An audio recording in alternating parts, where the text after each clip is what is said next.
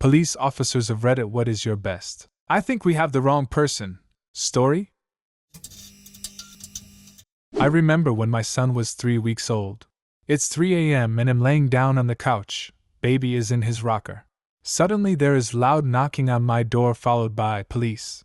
I thought for sure it was my friends coming back from the bar and they needed a place to crash. And they have done that police knocked to me before. So I'm sitting there mad thinking, don't they know I just had a kid? Needless to say, I didn't answer the door. Figured they could find somewhere else to crash. Next thing I know, my door is kicked down. I grab baby and run towards the door, and 4 or 5 police officers run in. They searched my house with flashlights, scared the crap out of my sleeping husband. My 5-year-old didn't wake up though, lol. Turns out they had the wrong address. They apologized and a week later they installed a new door for me. But holy fuck, that was scary. I'm impressed they replaced the door.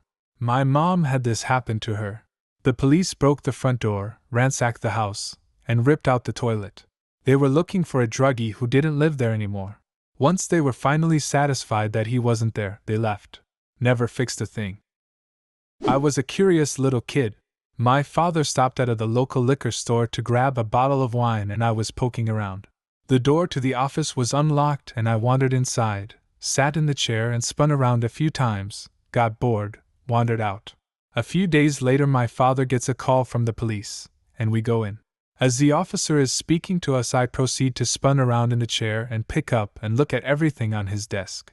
After about a minute the officer says, "Thank you for coming in. I see what happened. You can go." Turned out the owner's teenage son stole a few grand from the store and tried to blame it on the handsy 5-year-old.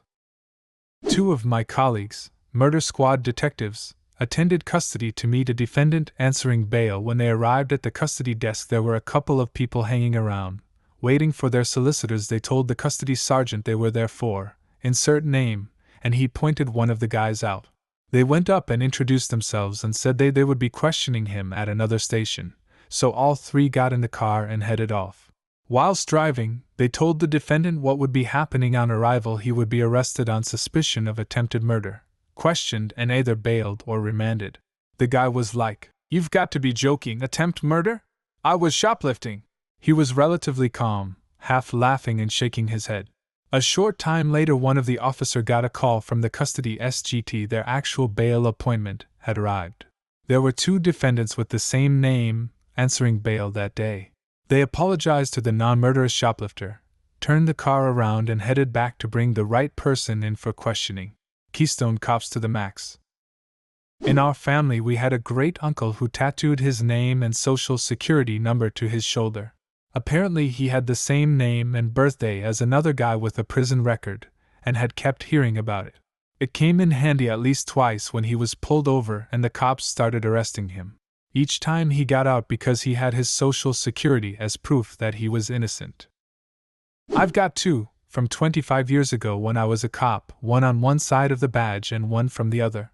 The first, I got assigned a warrant service to pick up a wanted felon.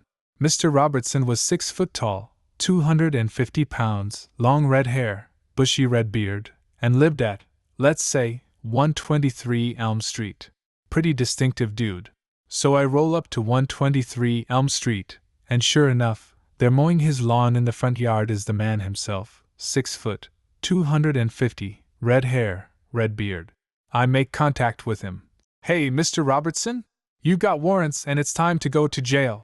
Hook him up, take him to jail, and in central booking I get his property off him, and while filling out the inventory happen to notice this guy is Mr. Robinson, not Robertson. Sure enough, the wanted guy was my guy's landlord, and his twin brother from another mother doppelganger. When I'd said Robertson didn't even twig to the fact I hadn't said his name, he just heard the similar sounding name as his own. We had to walk the whole thing back and reactivate the warrant, then kicked him loose with a handshake and an apology. The one from the other side, I had just gotten off duty at 2 a.m. and was driving home still in uniform. There wasn't any other traffic on the road, so I wasn't really surprised when a police car turned in behind me and started following me. I figured he was trolling for drunks and I was the only thing moving on the road, so he was just going to follow me a little to observe my driving, and he'd realize pretty quick I was sober and peel off. Instead, another patrol car joined him. and another, and another. Then all four lit me up, and spread out behind me, blocking the road in a full felony stop. Well, this just got interesting. They went through the whole procedure, and I carefully followed their instructions. When they finally got me out and saw my uniform, they just stopped for a few seconds while I was trying to figure out just what the hell was going on.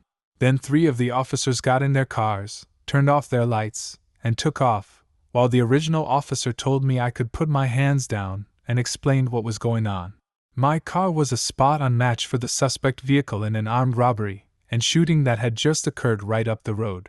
I'd driven right by the scene before the cops even got there a few minutes before the officer in the next district spotted me and thought I was the suspect.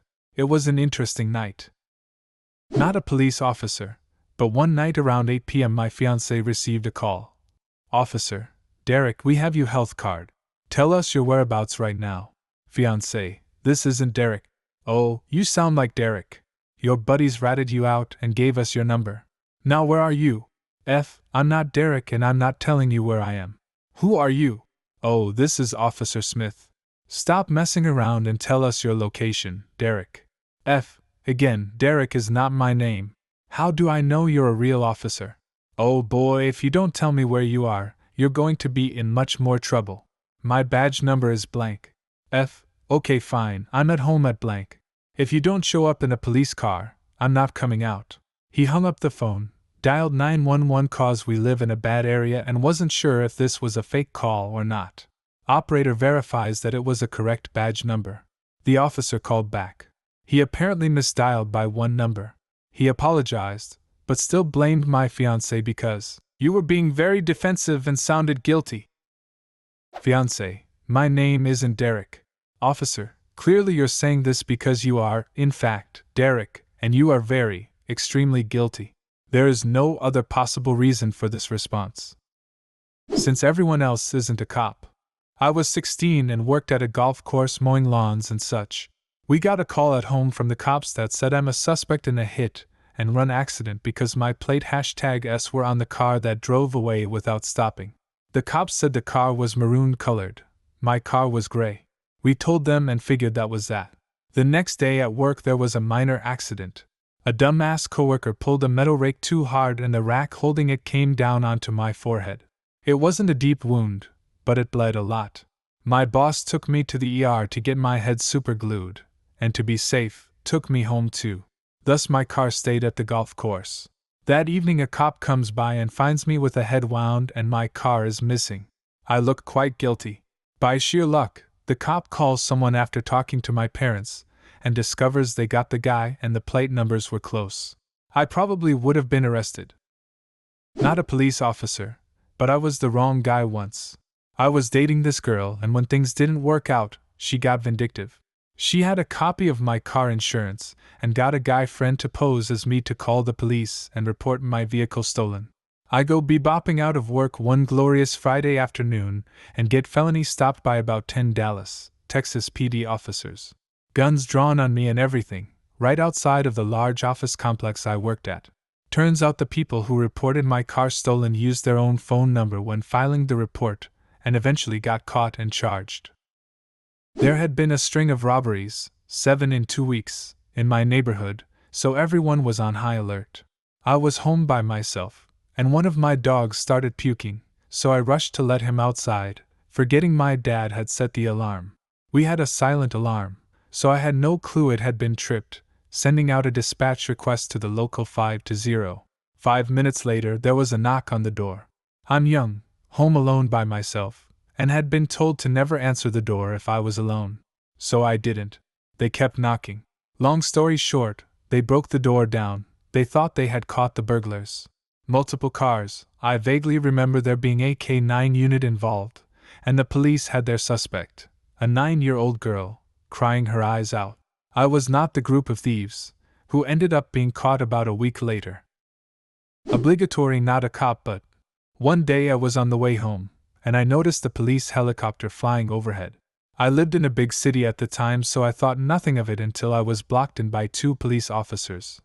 Someone in an SUV very similar to mine had been trying to lure children at a school nearby, and was considered a dangerous offender due to previous convictions.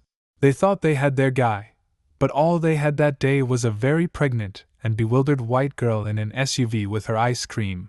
The one officer came to my window with his hand on his gun and asked me if I knew anything about someone luring children in my Jeep that day, and I looked at him in bewilderment. I have a panic disorder. Hopefully that explains my reaction, and blurted out, "I have 2 under 5 and 1 right here. What the fuck do I want someone else's for?" Luckily they let me go after telling me what to keep an eye out for. I can laugh about it now. Not a PO, but worked in family business. We once brought the wrong corpse to the funeral. The widow was really angry. Do you have a similar story? Leave a comment and subscribe to the channel if you want to see more videos like this one.